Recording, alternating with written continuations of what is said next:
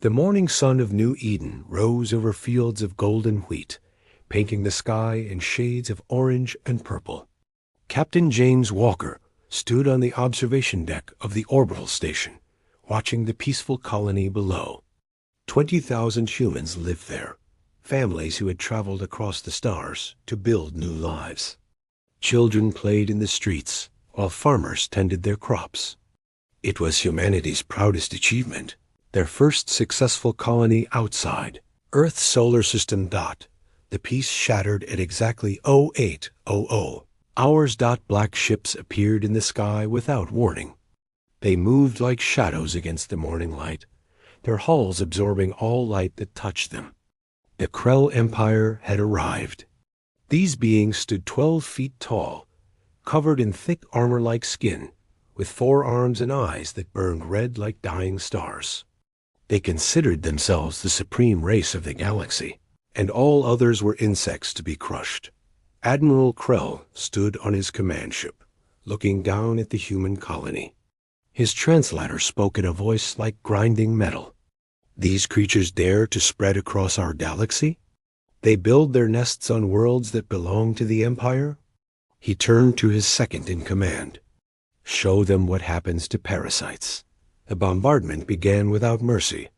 Energy beams rained down from the sky, turning buildings to ash in seconds. The colony's defense shields, designed for asteroid impacts, collapsed within minutes. Parents ran through the streets, carrying children, searching for shelter that did not exist. The hospital went first, then the schools, then the residential districts. Captain Walker watched from orbit, his hands gripping the console until his knuckles turned white. His small patrol ship had only basic weapons, nothing that could pierce the Krell shields. His crew of 30 begged him to intervene, but mathematics was cruel.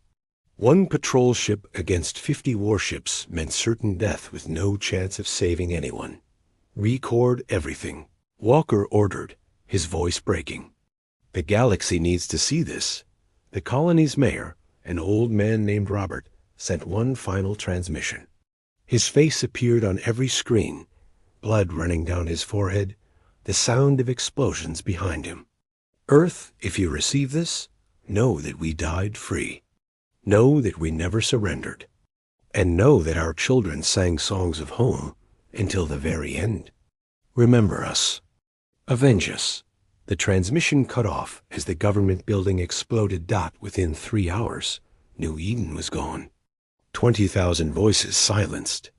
The Krell ships departed as quickly as they had arrived, leaving only burning ruins and a field of floating debris where the orbital platforms once stood. They left one message, broadcast on all frequencies. This is the fate of all who oppose the Krell Empire. Humanity will learn its place or cease to exist. Captain Walker's ship limped back to Earth, carrying the only record of the massacre. The journey took 6 months. During that time, Walker did not sleep without seeing the faces of the colonists. He knew their names. He had shared meals with them. His sister's family had lived in New Eden. Now they were gone, reduced to atoms by alien weapons. When Walker's ship entered Earth's solar system, he expected to find a planet in mourning. Instead, he found something else entirely. The space around Earth buzzed with activity. Massive shipyards floated in orbit, their construction bays working day and night. The moon had been converted into a military base. Mars glowed with the fires of countless factories. The president of Earth met Walker personally. She was a woman of 60 years, her gray hair pulled back, her eyes hard as steel. "Captain Walker," she said, "your recordings have been seen by every human in the solar system. 15 billion people watched our children die. The Krell think they taught us fear. They are wrong. They taught us rage." She led him to a window overlooking the shipyards. In the vast construction bays, Walker saw the birth of humanity's answer. Warships unlike anything Earth had built before. Not dozens, not hundreds, not thousands. Hundreds of thousands with more being built every day. They killed 20,000, the president said. We will answer with 20 billion if needed. Asterisk 6 months after the New Eden massacre, Earth transformed into something the galaxy had never seen. Every factory that once made cars now produced weapons. Every scientist who once studied stars now designed ways to destroy them. Every citizen between 18 and 60 trained for war.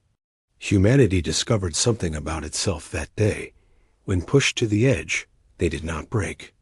They became something else.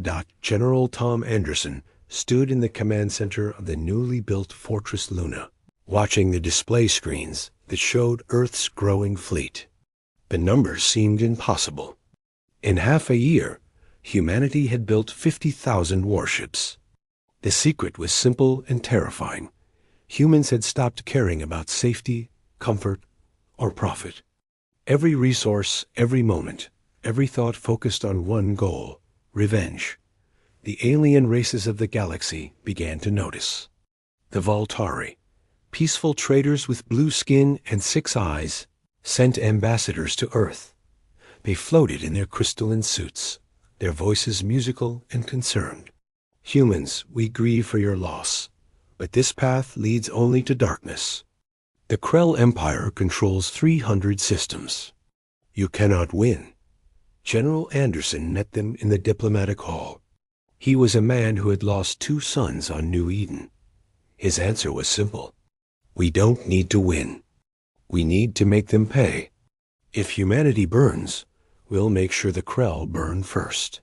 The Voltari left, spreading word across the galaxy about humanity's madness. Deep beneath Earth's surface, in bunkers that stretched for miles, Dr. Lisa Braun led the weapons development program. She had been a teacher before New Eden, teaching physics to university students. Now she designed weapons that violated 3 galactic treaties. Bombs that could crack planets. Viruses that could eat through any armor. Weapons that the Galactic Council had banned for being too cruel. The Krell showed us no mercy. She told her team of 10,000 scientists. We will return the favor. The first test came sooner than expected. A Krell scout ship entered the solar system, probably to observe Earth's response to the massacre. It was a small vessel, carrying only 50 warriors. The Krell commander broadcast a message of mockery. We see the insects are building tiny ships. How amusing. 1 Krell warrior is worth 100 humans. The response came from Captain Michael Jones, commanding humanity's new destroyer, the Vengeance. Let's test that theory. The battle lasted 4 minutes. The Krell scout ship was not destroyed. It was dissected. Humanity's new weapons cut through their shields like paper. Magnetic harpoons held the ship in place, while laser cutters opened it like a can. The Krell warriors, so proud of their strength, found themselves facing humans in power armor that made them equals in size and strength.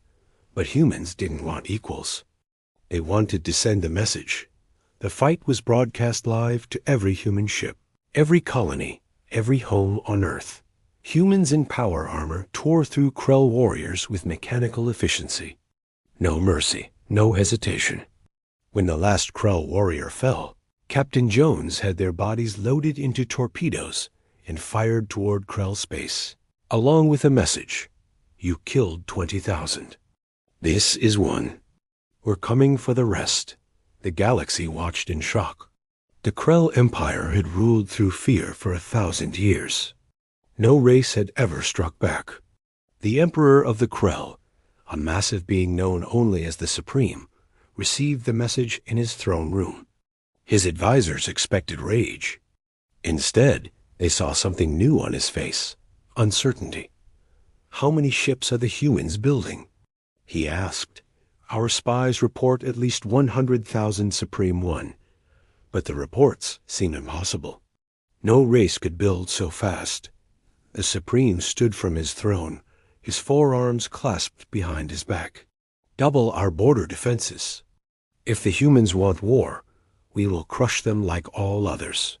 But in the shipyards of Earth, Jupiter, and Mars, the real truth was far worse than the Krell imagined. Humanity wasn't building 100,000 ships. They were building 500,000. Every asteroid in the solar system was being mined. Every bit of metal recycled. Every person working 20-hour shifts. The President of Earth stood before the United Nations. Her voice carried to every human settlement. They took our children. They took our innocence. They showed us that the galaxy respects only strength. So we will show them strength. We will show them what happens when you wake a sleeping giant. We will show them humanity unleashed. Asterisk. The crowd of billions, both in person and watching from across the solar system, responded with a single word that shook the ground: vengeance. 1 year after New Eden, the impossible became reality. 500,000 human warships gathered at the edge of Earth's solar system, their formations stretching across space like a steel cloud.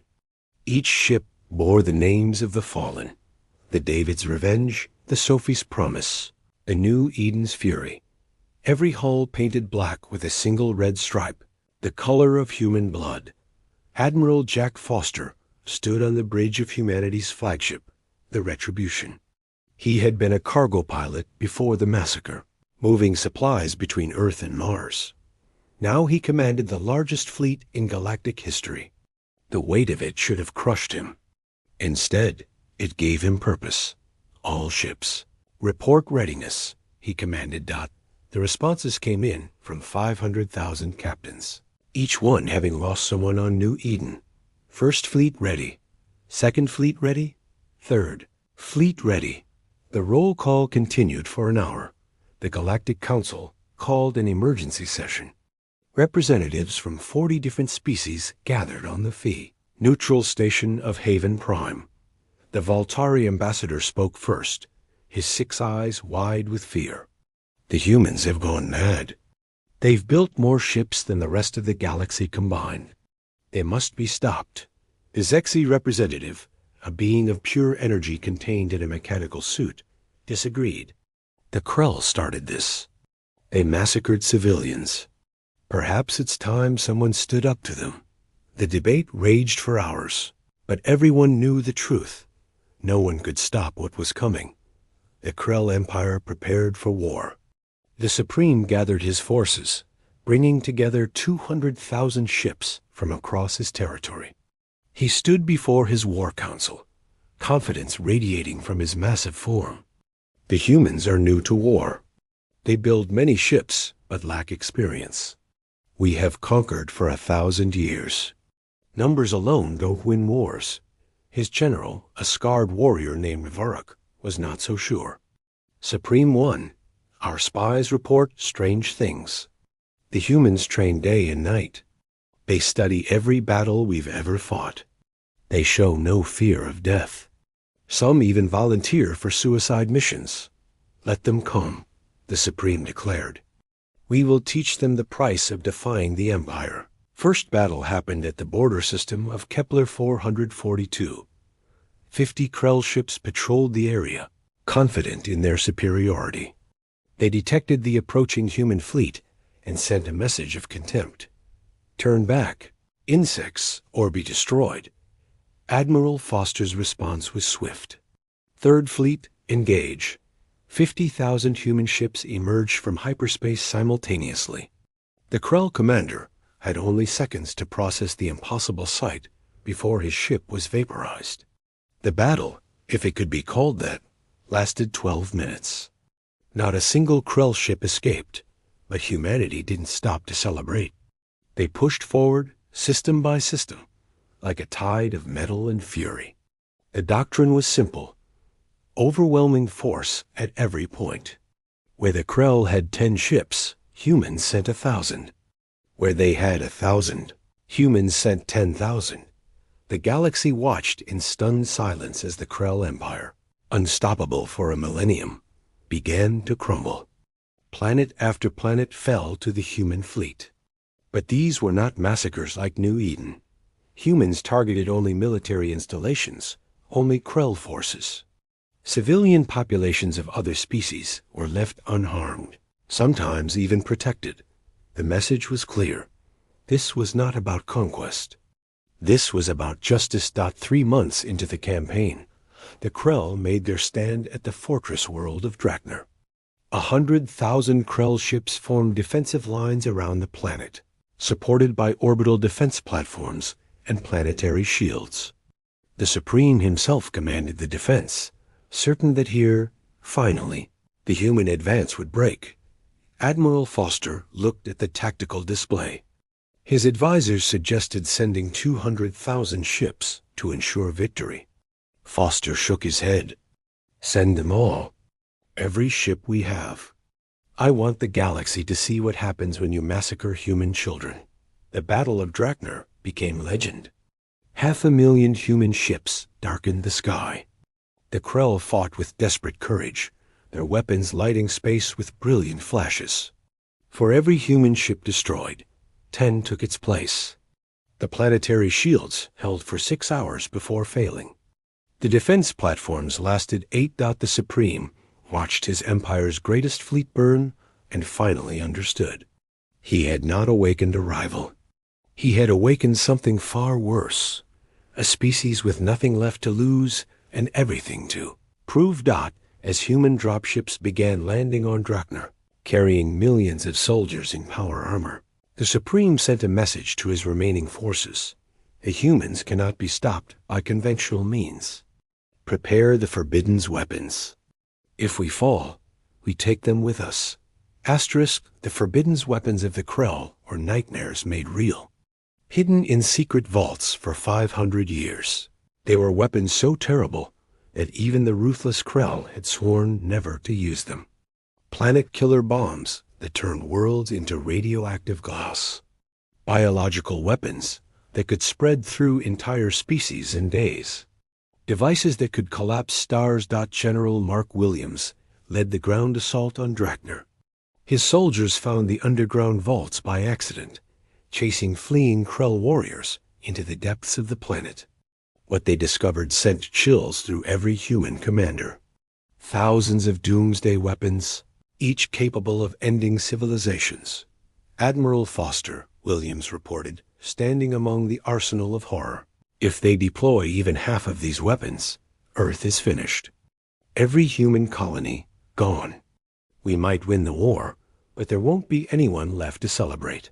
Foster made a decision that surprised everyone. Open a channel to the Supreme. It's time to talk. The meeting took place on a neutral ship provided by the Voltari. Admiral Foster brought 5 guards. The Supreme brought 20. They stood facing each other. Human and Krell, David and Goliath. The Supreme towered over Foster, his 4 arms crossed, his red eyes burning with hatred. You dare request terms after destroying my fleet? The Supreme growled. Foster remained calm. You killed 20,000 innocent humans. We've killed 2 million of your warriors. By my count, you still owe us a debt. But we both know what happens if this continues. You'll use your doomsday weapons. We'll use ours. Both our species die, and the galaxy remembers us as fools. And why should I not end you all now? The Supreme asked. Because, Foster said, pulling out a small device, we found something else in your vaults. Records, evidence of every massacre you've committed. 300 species exterminated. Entire civilizations erased. We've broadcast this to every corner of the galaxy. Your empire is finished, whether you kill us or not. The question is, do you want to be remembered as the Supreme who fought to the last, or the one who finally chose wisdom? The room fell silent. The Supreme's advisors whispered urgently in his ear, reports flooding in of rebellions across Krell space. Former slave species were rising up. Allied races were withdrawing support. The empire that had stood for 1,000 years was crumbling in months. What do you propose? The Supreme asked through gritted teeth. Simple, Foster replied. The Krell Empire ends today. Your military is disbanded. Your conquered worlds are freed. Your species returns to your original home system and stays there. In exchange, humanity doesn't glass every Krell planet. You live, but you never threaten anyone again. And if we refuse? Foster's eyes hardened. Then we both die. But humans are very good at dying for a cause. Are the Krell? The negotiations lasted 3 days. The Supreme fought for every point, trying to salvage something of his empire. But the human fleet surrounding Drakner, still 500,000 ships strong, was an argument he couldn't counter. In the end, he signed the treaty that ended the Krell Empire. The news spread across the galaxy like wildfire. The unstoppable Krell, defeated in less than 2 years by a species that had barely left their home system. Some celebrated. Others worried about what humanity might do next. Captain Walker, the man who had witnessed the New Eden massacre, stood on the ruins of the colony. Human ships had retaken the planet, and already new buildings were rising from the ashes. He placed flowers on a memorial bearing 20,000 names. "We did it," he whispered to the dead. "We made them pay, but the cost had been high. 50,000 human ships lost. 500,000 soldiers dead. Earth's entire economy devoted to war. And something else, something harder to measure. Humanity's innocence, forever lost." The president of Earth addressed the galaxy from the rebuilt New Eden. Behind her, human and alien workers labored side by side, rebuilding what was lost. "We didn't want this war. We wanted to explore the stars in peace. But the galaxy taught us a harsh lesson, that peace is only possible when backed by strength. Humanity will maintain its fleet. We will protect those who cannot protect themselves. And we will never, ever allow another New Eden." The Voltari ambassador asked the question everyone was thinking. What will humanity do with the greatest fleet in galactic history? The president smiled, but it didn't reach her eyes. "We're going to keep the peace, whether the galaxy likes it or not." Asterisk. 5 years after the fall of the Krell Empire, the galaxy looked very different. Human patrol ships monitored trade routes once plagued by pirates. The black hulls with red stripes had become symbols of safety for merchant vessels, and terror for those who would prey on the weak. Humanity had not conquered the galaxy. They had become its police force. Admiral Foster, now Grand Admiral of the United Human Fleet, stood in the command center of Harmony Station, a massive structure built where New Eden once stood. The station served as headquarters for what everyone now called the Human Protectorate. Representatives from dozens of species worked alongside humans, coordinating peacekeeping efforts across 10,000 systems. "Sir," his aide, Lieutenant David Park, reported, "we have a situation in the Nexus system. The Jorvik are threatening to invade their neighbors again." Foster sighed. The Jorvik were a warrior race, not unlike what the Krell had been, but smaller in scope. They'd been testing humanity's resolve for months. "How many ships do we have in the area?" 50, sir. Send 5,000. I want the Jorvik to understand that the days of conquest are over." Some called it oppression. Others called it salvation. The truth was somewhere in between. Humanity had not become conquerors, but they had become judges. Any species that threatened others faced the immediate arrival of human fleets. The message was always the same: cease hostilities or face the consequences. Not everyone appreciated humanity's new role. In a secret meeting on a hidden station, representatives from 12 warrior species gathered. The Jorvik leader spoke first. "The humans have grown arrogant. They dictate terms to the entire galaxy. This cannot stand." The others agreed. Together, they commanded nearly 100,000 ships. Surely, they reasoned, humanity couldn't maintain 500,000 ships forever. The cost would be astronomical. They must have weaknesses. They were wrong. On Earth, the war economy had transformed into something else. The massive shipyards now produced vessels in partnership with allied species. Human technology, combined with alien resources, created ships more advanced than anything before. The fleet hadn't shrunk. It had grown to 700,000 vessels, with more being built every month. Dr. Lisa Brown, once the designer of humanity's weapons, now led the Galactic Peace Institute. Her team worked on something revolutionary: weapons that could disable without destroying, shields that could protect entire planets, technology that made war obsolete. "We learned to be warriors," she told her multi-species team. "Now we must learn to be guardians." The alliance of warrior races made their move on the anniversary of New Eden's destruction. 100,000 ships appeared at the edges of human space, demanding that humanity withdraw its fleets and return to isolationism. Their leader broadcast a message across the galaxy: humanity has become the very tyranny they once fought against. Join us in breaking their chains. Grand Admiral Foster's response was swift and unexpected. Instead of sending warships, he sent a single, unarmed diplomatic vessel. On board was Captain Walker, the witness to New Eden. Now an old man, but still sharp. Walker met with the Alliance leaders via hologram. He didn't threaten or bluster. Instead, he showed them something: recordings from thousands of worlds. Of Altari child playing with a human child on a peaceful trade station. A rescued slave species rebuilding their civilization under human protection. Pirates surrendering at the mere sight of human patrol ships. "You call us tyrants," Walker said quietly.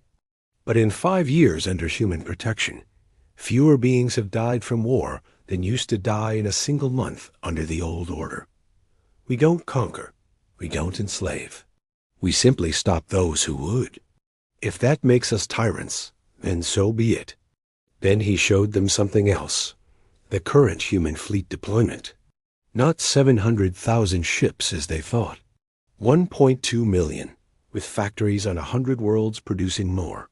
The Alliance leaders fell silent, realizing the truth. Humanity hadn't shown their full strength. They'd been holding back. "We don't want to fight you," Walker continued. "We want to protect you, even from yourselves.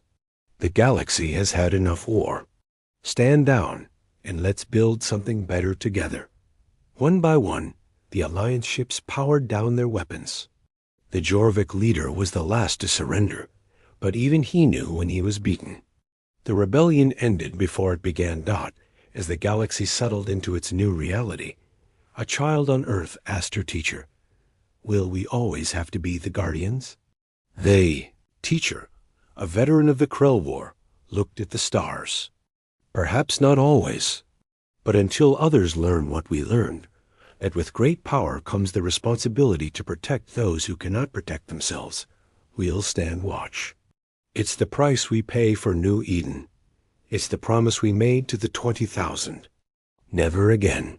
The galaxy had learned to fear humanity. Now it was learning something else: to trust them. Asterisk.